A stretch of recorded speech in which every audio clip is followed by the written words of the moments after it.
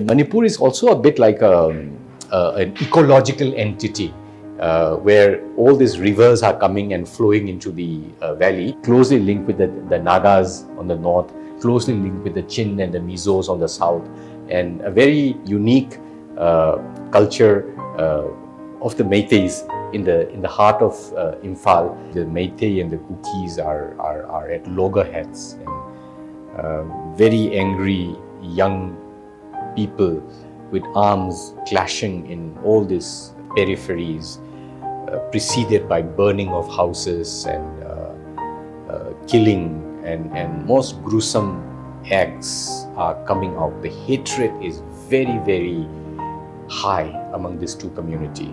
At least 60,000 people in a small state of, 35 lakh are displaced now. Their homes are destroyed. How can you imagine of a democracy where MPs, whose electorates are starving and getting slaughtered day in and day out, cannot open their mouth in the parliament when the issue of Manipur is being discussed? In a way, for the people in the northeast, youth activism come quite naturally. Our youth need to be wanderers and curious people with a scientific temper, not cynical people who is running down because we are different. There is a limit to power. Imphal signifies that to the Japanese. Somehow, we in India tend to just ignore it because we just talk about Alexander from the west, but not this from the east. Exactly. Hello everyone. Today at Molitics we have Human Rights Alerts Director Mr. Babloo Loitongbam. He is from Manipur, the place of jewels. He represents Manipur and Manipuri identity not only in India but all over the world. It's very unfortunate that Manipur has come into limelight because of Manipur violence, but there is so much more to Manipur than just this. Today we are here to talk about this and so much more with Babloo sir. Welcome. Thank you so much for coming here. Thank you, Mahira, for inviting me. So tell us about Manipur a bit, because Manipur is called a jewel. Why it's called that way, literally, and what does Manipur mean for you? You know, in Manipur, your identity was son of Mr. So-and-so, someone from that area, that tribe, this tribe. But what is interesting is when you come to Manipur, to Delhi, your identity of who you are, in a way, Manipuri became kind of your second name, literally, when you have to identify yourself. There you identify amongst the tribe groups. Exactly. And here you are represented from a state. Exactly.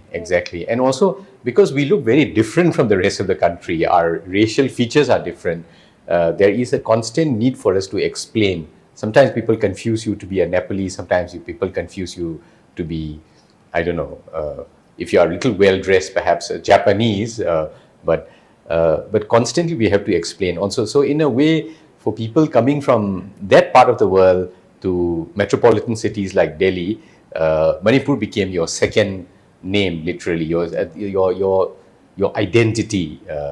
So you got stuck with that identity. We have written history that goes at least to the 33 AD onwards, a chronicle of kings that rule and the happenings in the court. They are still there in Manipur? They are still there in Manipur. We have a long history.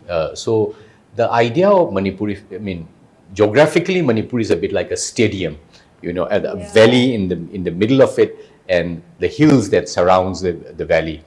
10% of is valley, 90% are the hills. And this is populated by various different communities. In the northern part of Manipur, you will find mostly the Naga tribes. In the southern part, you will see mostly what is now called the Kuki tribes. And in the central valley, where again most of the population resides, are the Meitei. I happen to be a Meitei, and this place is a place where, in these written records, there are also very old records of how people from the east came, people from the west came, and they settled here. This is called, in the Puya, we call it the Nongpok Haram and Nongchup Haram, people who have come from different places. So in Manipur, we believe that the Meiteis is an amalgamation of 7 tribes that came together. Earlier, they were what you call endogamous. They used to marry among themselves. Right. But in the Meitei state formation, they become exogamous. You start marrying outside of your tribe. And that was how you mixed up and you become a much bigger community. There is some sort of harmony also in terms of the tribes, Well, which has you know, existed. Exactly. Certain exactly. picture which is missing out right Exactly. Now, unfortunately, when we think about Manipur, we always think in terms of the ethnic violence that had recently kind of taken over. But the truth is, again, for these thousands of years, they have always lived together. There was no effort to annihilate each other, and they have been living side by side all the time. Sometimes there might be fightings. I mean, we all have that even in our family, right? But sometimes we tend to remember only those times when we fight. But in between those fights, the huge amount of time when we coexist sometimes get forgotten. But Manipur is also a bit like an ecological entity where all these rivers are coming and flowing into the valley, and people have come, and it's a bit like a melting pot where people have come and their identities came to a bigger identity. So Meitei was a much more consolidated group of people in the Middle Valley, but the process of becoming Manipuris from all these tribes was also a constant process. But at times, you know, in the 16th century or in the 17th century, the kings of Manipur have also gone and captured large land in Myanmar, in the present day Burma. So when the British first came to Burma, they were still talking about records of how the Manipuri king's shot was still found in the pagodas in Burma. So it is with this memory that we identify ourselves as Manipuri, the Manipuri nest. I mean, very often we don't learn this in our schools either. But when you become, your second name becomes a Manipuri, it becomes quite a compelling thing for us to also understand and also explain Sometimes to people you feel like defending that identity as well when you go out. Absolutely. Right. It becomes your second name, and you have to consider the idea of Manipur is something that we are used to defending it and have to protect it and have to continue this for the next generation. Like I come from Chhattisgarh, when I'm staying in that state, I don't have to necessarily identify from that state only.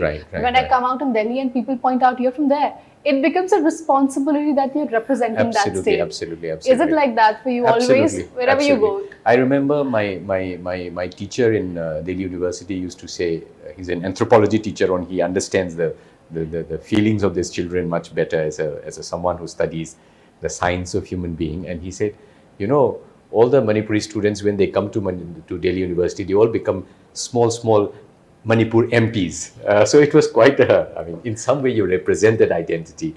Do you feel some sort of cultural clash when you study there basically till 12th standard and then you come here for college, university? You feel any difference in style of teaching, in conversation, social life? Of course. I mean, Manipur is a small place where things are much simpler. A place like Delhi is a big city. The class issues are very, very high. But more than anything else, because you look different from the rest of the people, your cultural moorings are different, your racial features are different, you always stand out as an outsider. And nowadays perhaps things are a little better, but we were called Chinkies, you know. That's how the American used to call the Chinese, you know.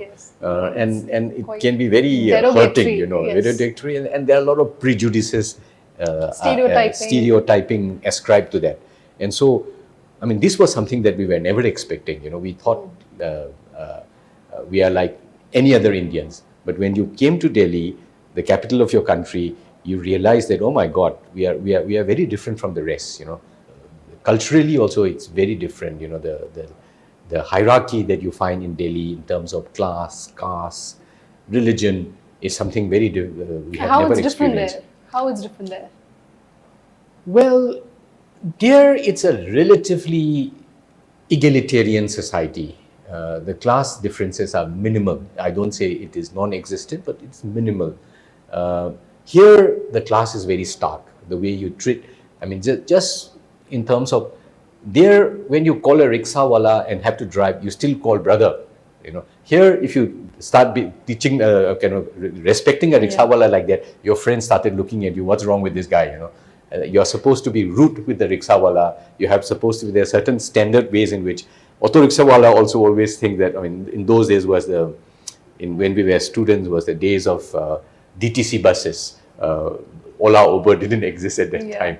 And the struggle that you have to do constantly with the auto rickshawala and the bus conductors, and it was quite a thing. And when you are marked as a different person, sometimes it can be very difficult to navigate yourself through. No? So initially you had to intermingle with the people from Northeast, you had certain group, or eventually you started that? You know what, I mean, when you feel a little rejected from the mainstream processes, you tend to glue with people of your kinds. So I remember when we were students in Delhi University, we used to have something called the Northeast Students Federation, where all the Northeast students come, and we had our sports meet. You know, when the rest of the students used to have their college festivals, we used to have our own Northeast students kind of sports meet, quite distinct from the others. And it was quite an interesting experiences. And therefore, this sense of racial segregation also helped develop this Northeast identity in metropolitan cities like Delhi. In 2012, after this Nindo Tania's case, there was even the Home Ministry have even set up a committee, the Base Barua committee, to look into the experiences of the Northeast in these areas, the people, young professionals and students, and certain recommendations have already been put forward. Unfortunately, many of them are yet to be recommended. I mean, not many of those recommendations are yet to be implemented, and some even Northeast activists have moved to the Supreme Court demanding the implementation of some of those provisions. But at least it has come out in the open. When we were students in the 80s and 90s, this was much more subdued, and therefore it was much more a private experience rather than something that had taken cognizant.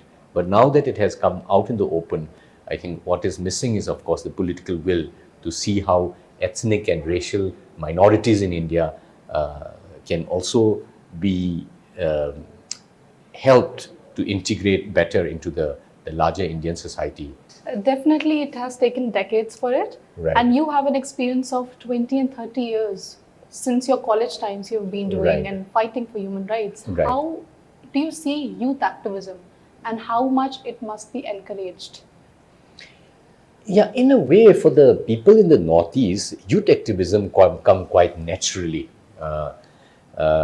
There is a lot of spirit of doing voluntary work for your community. It is not something that you learn in, I don't know, NCC or NSS camps, but it comes naturally within the community, and young people coming out and taking responsibility for the community is very, very much there.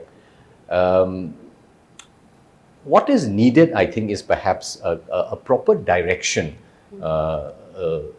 based on universal values of human rights, of democracy, and also how do we start looking beyond our specific ethnic boundaries. Sometimes youth mobilization can have a very positive spin to push the society to a progressive direction. Sometimes it can also, if misdirected, can also be the source of radicalizing an extremist ideology, which can be sometimes quite dangerous.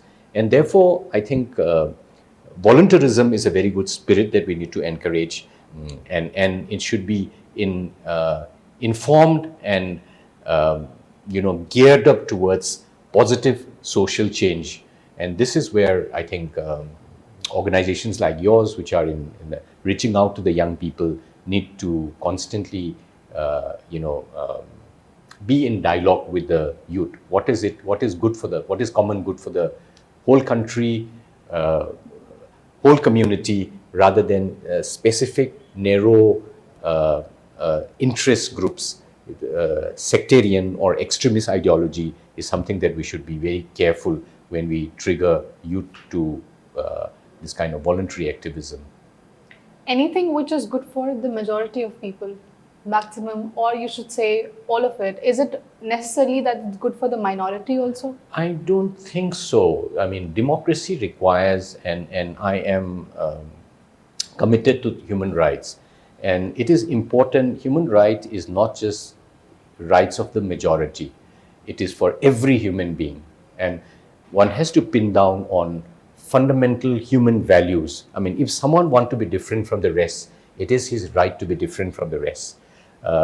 Majoritarianism, saying that you define a particular way as the way that is best for the whole community, and you try to squeeze in everybody into that, I think is very, very dangerous. And I think what a single man is doing could be the truth. I mean, we have heard about the story of Galileo, who was trying to say that the world is round, and for which he was becoming very unpopular and he had to drink poison for that.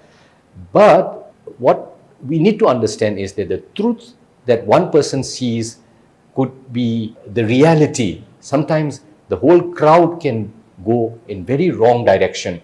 And unless and until we allow that truth to come out from that person and respect that for what it is, perhaps we will still be in a totally delusionary world thinking that the earth is flat. I mean, this becomes all the more important because yesterday Indian spacecraft have landed in moon. If we continue to think Chandrama is God and we can't go there, and anything that is challenging that is subdued, then we would have never reached there. Scientific temper is very important. Our mind needs to be geared up towards this inquisitiveness. When we try to be inquisitive, there is too much of cynicism in this society. Cynicism is defined as being inquisitiveness, experiencing the unknown as pain. But I think we need to flip this to an inquisitiveness that experience the unknown as pleasure or happiness. And that will be an attitude of wonder. So I think what the youth need today is not cynicism. Sometimes too much of cynicism can be very, very dangerous. What we need is an attitude of wonder. Inquisitiveness, curiosity, you try to discover, but you try to experience by wondering, oh wow, this is nice. Is it this right? Is it that right? And you move on, you know, your inquisitiveness, your curiosity should be done in a way that is pleasant, respecting also the difference of opinion that people have. Sometimes cynicism tend to put down on other people that everything is wrong and bad and mine is the only way. I think our youth need to be wanderers and curious people with a scientific temper, not cynical people who is running down because we are different. Right. You have also talked a lot about youth, and you've also made a curriculum on human rights which is being taught at universities. Could you tell something about that curriculum? Well, we have developed actually a way to empower the village communities in Manipur. In the 90s, when I started doing my human rights work, that was a time when there is a lot of militarization and repression in the name of counterinsurgency. So instances of rape, of torture, enforced disappearances, extrajudicial execution was galore. And so we were in a very isolated situation where, again, media has been very constrained. We try and start documenting cases. And so we kind of empower the village institutions on fundamental human rights, what is there in our constitution, what is there in the Universal Declaration on Human Rights, what is there in the covenant, the International Covenant on Civil and Political Rights, to which India is a respectable signatory. So we try to explain this in very simple village languages to the villagers so that they can start imagining themselves not just subject of a very powerful, brutal government with a lot of military and a lot of big guns, but individuals with rights who offer democracy, and you are the sovereign, and it is your sovereignty that you have given to the state so that they can exercise that power to make our life happy. So it is as much a legal um, basic legal awareness as it is to trigger that imagination that you are endowed with equal human rights and dignity as anywhere else in the rest of the world. The opening words of the Universal Declaration is all human beings are born free and equal in dignity and rights. A radical proposal when the Universal Declaration of Human Rights was written, and it is even today a very radical proposal when you have to speak Equality, to people. liberty, fraternity, that would never go old school, right? Absolutely, absolutely. So I think these are very radical proposals to which we have to hold very dear, and this has to be constantly reminded and fought for in every circumstances, particularly when the repressions are very strong. That was how we were able to invoke like activism from people to have that agency. And out of that process, in a way, Irom Sharmila was a shining example of that process, that churning that we did as young people in the villages in Manipur, and the fight You against work very the- closely with her. Absolutely, absolutely. In fact, she used to do an internship with us when we invited Justice Horsebet Suresh from Mumbai High Court to do the first People's Independent Commission of Inquiry. We try to examine the human rights impact of this prolonged imposition of Armed Forces Special Powers Act in Manipur. And she was very, very enthusiastic and participated with a lot of zeal and interest. And after the commission was over, within a week, there was this, again, a massacre in Malong by the Assam Rifles, decided that she's going to go for a fast until Armed Forces Special Powers Act is gone. And she continued more than 15 years. I mean, this is by far the longest hunger strike ever done in the human history. And we salute her for the monumental contribution that she has given. And in a way, it helped the world realize that the northeastern part of India, a law like this had existed from 1958, even though the world came to know of it only when it was imposed in Kashmir in 1990s, where again, things are very, very bad. But it predates even Kashmir by many decades. So in a way, that struggle has brought forth the injustice of Armed Forces Special Powers Act in very significant ways. There have been many activists, and later on they have been sidelined, maybe forcefully, or in ways which we don't come to know. You know, there are certain ways they are silenced. And all these reasons are, we keep them in our hearts, maybe the youths, and we are somewhat scared that if we want to become an activist, how to proceed ahead with it, because they are great names which are now, maybe they're silenced due to any reason. Now how should we begin? We have just graduated, we have just been into college. How do we step ahead if we will be silenced? You cannot run away from politics. Politics is there, I mean, that's why Aristotle called human being as zoo politikon, like man is a political animal. And when someone asks, but what about those people who run away from politics? He said, that is his politics. And as a matter of fact, since we live in a democracy, they said eternal vigilance is price of democracy. If you want a functioning democracy, the citizen have to be active. The citizen have to be conscious. Citizen have to be aware of what is happening and have to participate and take a position on public affair. If you don't do that, then the democracy will not function. This is the price that we have to pay for democracy. So youth should be conscious of the politics around them. Youth should take a position on what they want, what they don't want. Participation should come very early in the life of a youth. However, the question is, of course, when you want to do to dedicate yourself to certain cause and become a full-time activist, that of course is... How difficult is that? Well, I don't know. I mean, it was, for me, I just got sucked into it. It was not so much a kind of one day I'm going to become an activist.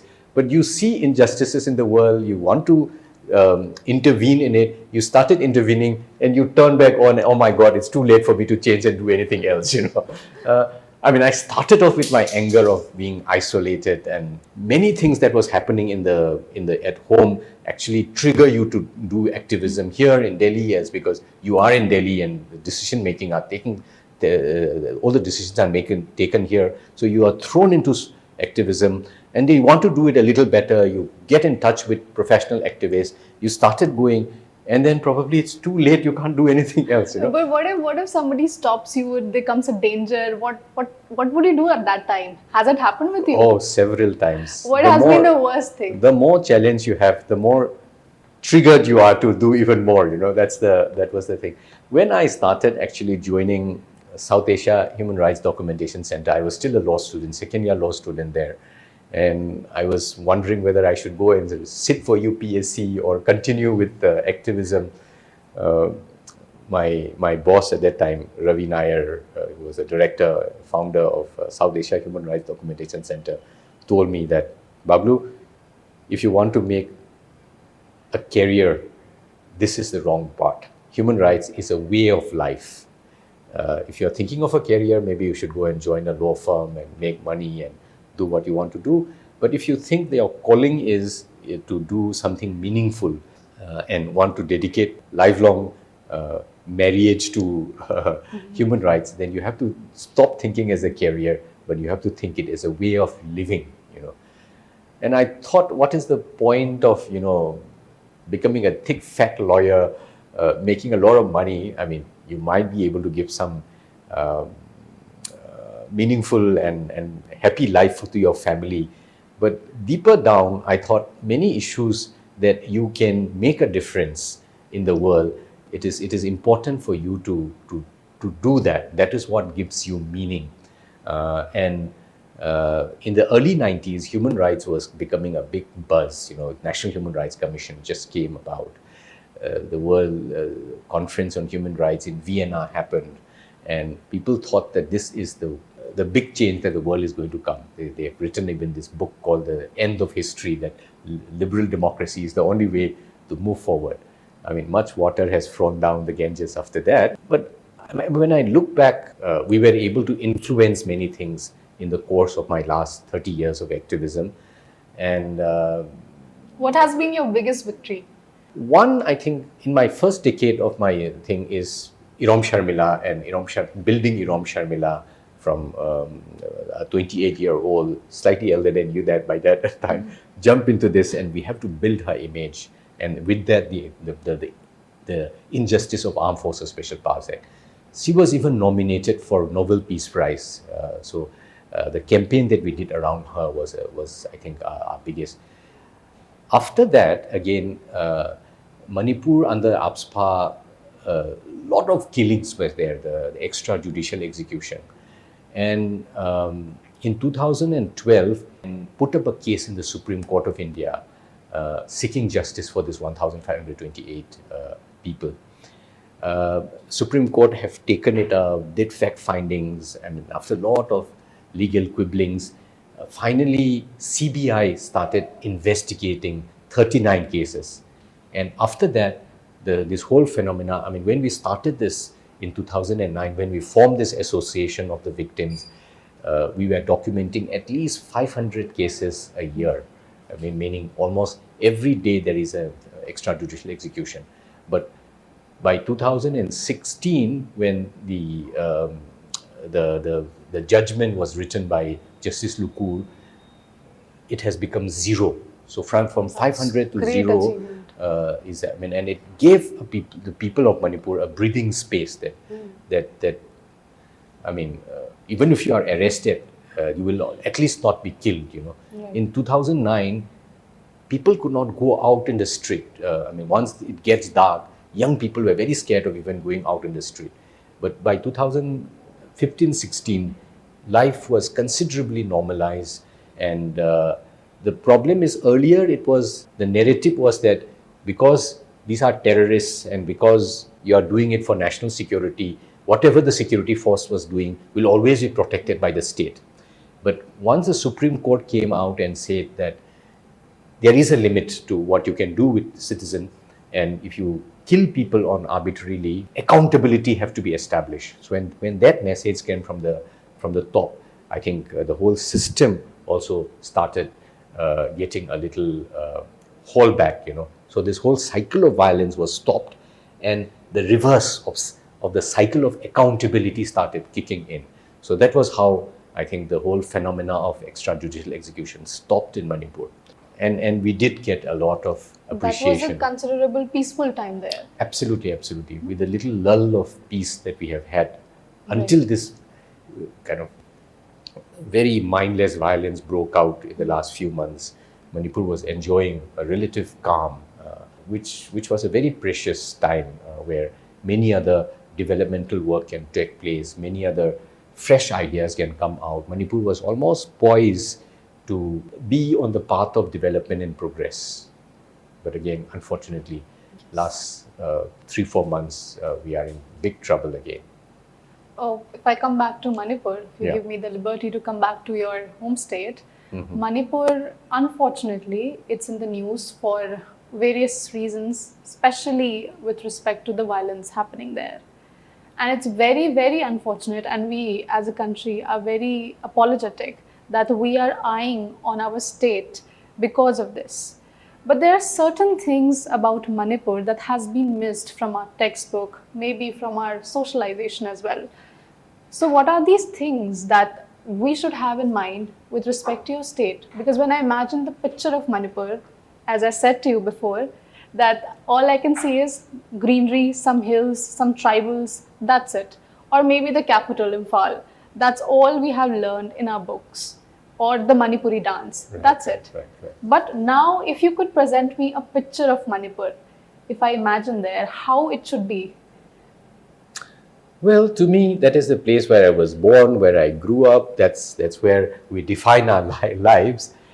But if you give some highlights of Manipur, for example, the game of polo was a game that the Manipur had presented to the world. If you happen to come to Imphal, there's a big polo ground in the center of the Imphal market, and you say, polo, the gift of Manipur to the rest of the world, The British learned this game and they have made it into the international game. So we are very proud. They learned it from us and they made it into this international game. That is one that many people are proud of. We have this unique ecosystem in Loktak where there's a floating island that kind of goes ups and down, and it's called the Kaibul Lamzao, Kaibul Lamzao National Park, where also brown antler there, we call it Sangai. Sangai is found only in Manipur, nowhere else. So Manipur has a huge, very rich flora and fauna, because if you look at the world map, and nowadays we are always looking at the Google map, this is actually the place where the Himalaya, which runs from west to east, tempers down considerably, takes a southward turn, and the hills are much lower. So this is actually the only place, perhaps for thousands of years, South and Southeast Asia was connected by a land bridge.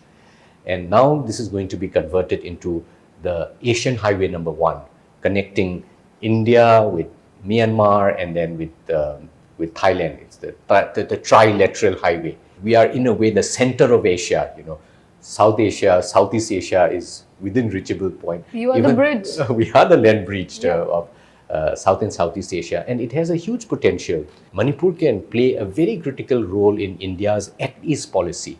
When the last king of Myanmar, the last emperor called Thibaw, who died in India, tried to resurrect his power in Mandalay. He didn't believe his own Brahmins and scholars. He invited the Manipuri scholars. They call them Pauna and they were very good astrologers. And he wanted them to do the ritual performance. That was the kind of respect that the Manipuri scholars were having in the Mandalay court. So in the whole Look East policy of Government of India, some of this old ties can be built up. Unfortunately, these days, this is being used for drug trafficking and insurgency and trafficking of all kinds of clandestine thing.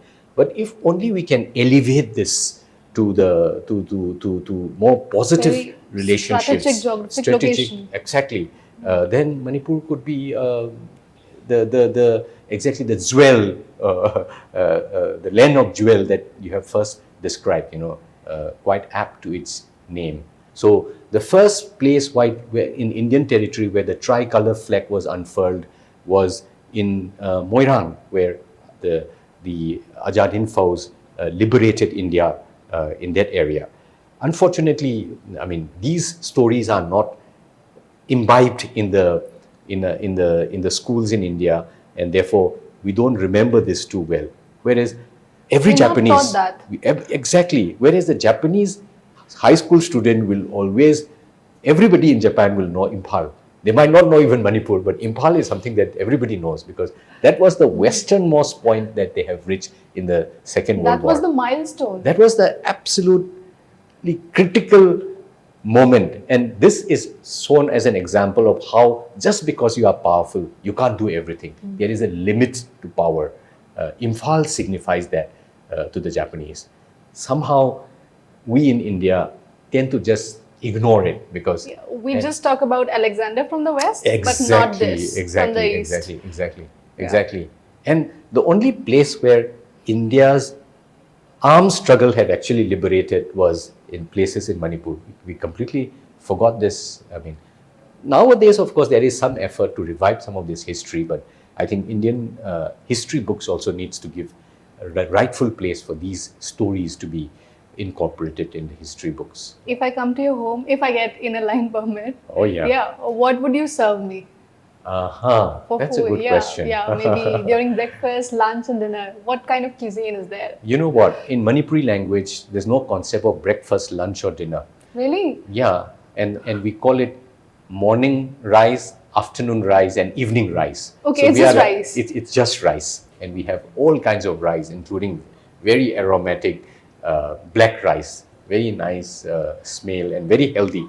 It's a very rice-based culture in Manipur, in the valley, and a lot of fish, fish varieties, different ways of cooking. But if you go up in the mountain, if you go to the north, you will see all kinds of food that you will see in Nagaland. There are at least 5-6 different ways in which they can cook pork. So Manipur is also a bit like a melting pot of all this culture. Closely linked with the Nagas on the north, closely linked with the Chin and the Mizos on the south, and a very unique culture of the Meiteis in the heart of Imphal.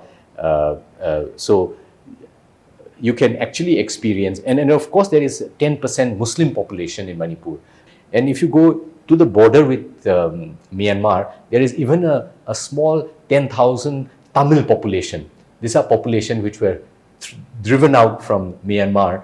They put to Chennai, and then they tried to enter Myanmar from this border and could never come enter. So there is even a Prem Nagar where you can get the best of dosa in the whole of Northeast. Authentic Tamil food. So Manipur is like is a mini India. Many people say. Who could have imagined that we could get the best dosa there in Manipur? Indeed. Yeah, I love going there and having my taste of dosa, sambar, idli.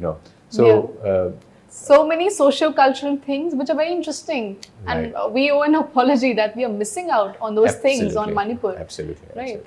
Exactly. Manipur is again a small world in itself, and there's so much that we have to experience, and a lot remains to be discovered and explored. When you look at the map, it's a very small place, but when you actually go there, because of the terrain, because of the specific geography and the demography of different tribes and communities, it is a very unique and very diverse and world in itself. Serving the idea of India. Indeed. Right. Okay, let us come to the somber part of this podcast, which is related to Manipur violence. Very important, very significant thing, and you have been voicing for Manipur not only in India but all over the world. How has that been going, and what has been the response? See, what has happened in Manipur in the last few months after the 3rd of May incident is indeed a very unfortunate episode that we are going through. Different ethnic communities particularly the Meitei and the Kukis are at loggerheads, and very angry young people with arms clashing in all these peripheries, preceded by burning of houses and killing, and most gruesome acts are coming out. The hatred is very, very high among these two community, and it is a big tragedy, a big shame for people who have lived side by side for so many years, in fact so many centuries together, have to go to this extent of hatred and violence. Is very, very sombering, to put it the least. We are experiencing that at least 60,000 people in a small state of 35 lakh are displaced now. Their homes are destroyed. Everything that they possess is burned into ashes, and they are now aching a very difficult life in camps, both in Imphal Valley as well as in Kuki-dominated areas in the hills. What is very heart-wrenching though is the way the government have responded to this. Government has the wherewithal, the capacity, the responsibility to defend and protect the civilian population. But we are clearly seeing that this responsibility to protect of the government is abdicated on both sides. We are seeing a very unique pattern that has emerged, where there are allegations of state forces on both sides fueling or at least supporting this. If you talk to the Kukis, they'll say it's the Manipur Rifles, Manipur Police which is supporting the Meitei. If you speak to the Meitei, they'll say it's the Assam Rifles which is supporting the Kuki. And how are the authorities being derived by these forces? For the Manipur Police is the Chief Minister of Manipur. For the Assam Rifle is the Honorable Home Minister, Mr. Amit Saha. And the other day in the parliament, Amit Saha says that Chief Minister is fully cooperating and there's no question of kind of imposing president's rule or replacing him by another fresh person. So this is a unique situation where two most powerful people in the country are in full cooperation, and people who are deriving power from them are clashing, where hundreds of innocent people are killed, thousands of houses are burned, tens of thousands of people are dispossessed and living in relief camps in very precarious situation. The situation in the camp is horrendous, to put simply. When Karwai Muhabbat team went and met people in Churachandpur, they witnessed how people have to live with just rice and salt and water. There's not even enough to have a little dish or a dal or to eat. The conditions are dismal. There's no health care. Possibility of epidemic coming out is very, very real. There's no proper sanitation, and government is just turning a blind eye to all these things. This is, I think, a total abdication of their responsibility of a government to take care of its population. And I mean, what can we say? We thought that at least when the opposition have mobilized the parliament and there was a no confidence against the Honorable Prime Minister, we thought at least the matter will be discussed threadbare. But unfortunately, the entire debate was also wasted as a way to, I don't know, launch their own political propaganda for 2024 election, rather than coming out with a roadmap and putting the real issues of Manipur, of human crisis that is affecting tens of thousands of people in some way, at least some MPs vision. were not able to speak also. Absolutely. I mean, how can you imagine of a democracy where MPs, whose electorates are starving and getting slaughtered day in and day out, cannot open their mouth in the parliament when the issue of Manipur is being discussed? I mean, many MPs have come out in the open and said they wanted to speak, they were stopped from speaking. One Mizoram MP did speak, but his microphone was turned off when he was trying to speak. This is the level of mudsliding of democracy that we are experiencing in this country. Very, very unfortunate. One is only hoping that these mistakes are rectified very soon and some way of ceasefire between the warring faction and some kind of a dialogue process takes place between the warring groups, and the state stands up and takes up its responsibility. I think the most fundamental responsibility of the state is to protect the life of its citizen. If you don't do that, I don't think you have the legitimacy of calling yourself a democracy, and that to a democracy which claims to be the mother of democracy, which is heading the G20, who aspires to be a leader in the democratic world. What they are doing in Manipur is diametrically opposite to what is expected from a responsible government.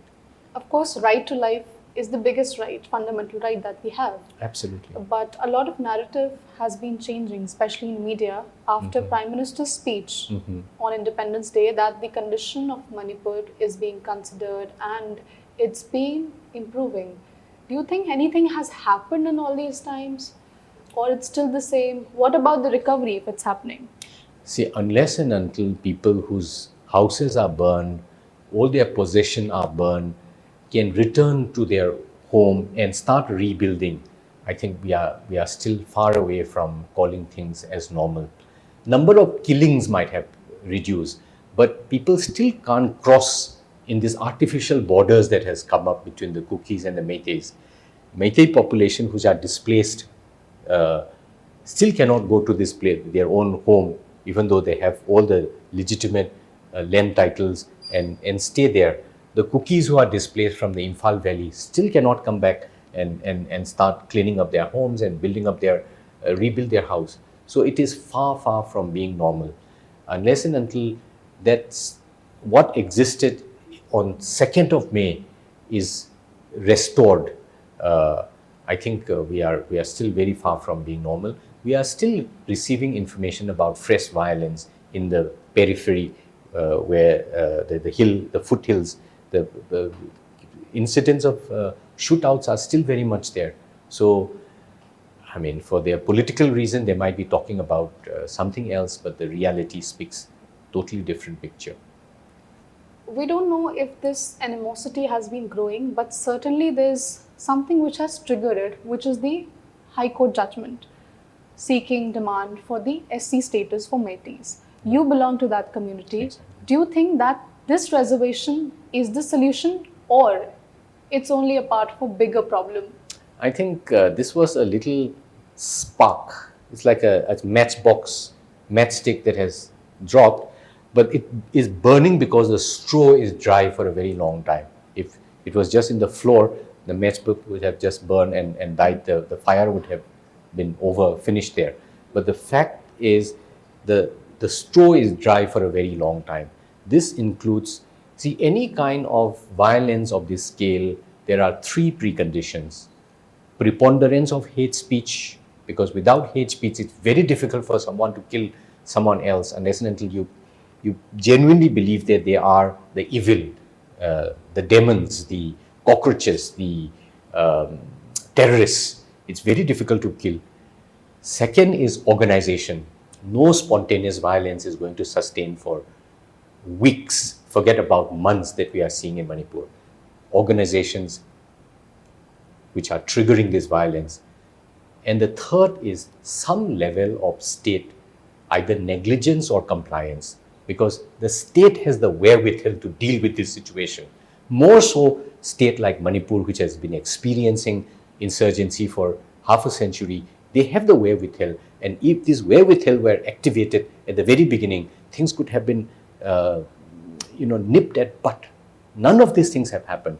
For violence of this scale to perpetrate for 4 months, these 3 preconditions, this is a universal principle. It is for the investigations that the government has put up, all the more than 6,000 FIRs which are filed. for the investigator to pinpoint where this is coming from. I don't want to do this because we will run the risk of, stepping on Then the what's the way toes. for reconciliation? Because right now, Métis have been discussing with Yeah. CM Biren Yeah. Singh, Yeah. but cookies have refused to unless Exactly. the person in position resigns. According to the cookies' understanding and their analysis of the problem, they think the Honorable Chief Minister is the source of the problem, one of the source of the problem, where hate speeches are coming out, organizing some of these militant outfits. And therefore, from their side, they have taken a position that they are never going to negotiate with Mr. Biren Singh. So I think at the hand of the center, there are three options: whether you insist that Biren stay and therefore no negotiation take place. Second option is to impose president's rule and center takeover. The third option is to remove Biren Singh from that position and replace it with another BJP man to have a fresh start and who can communicate with the cookies in a much more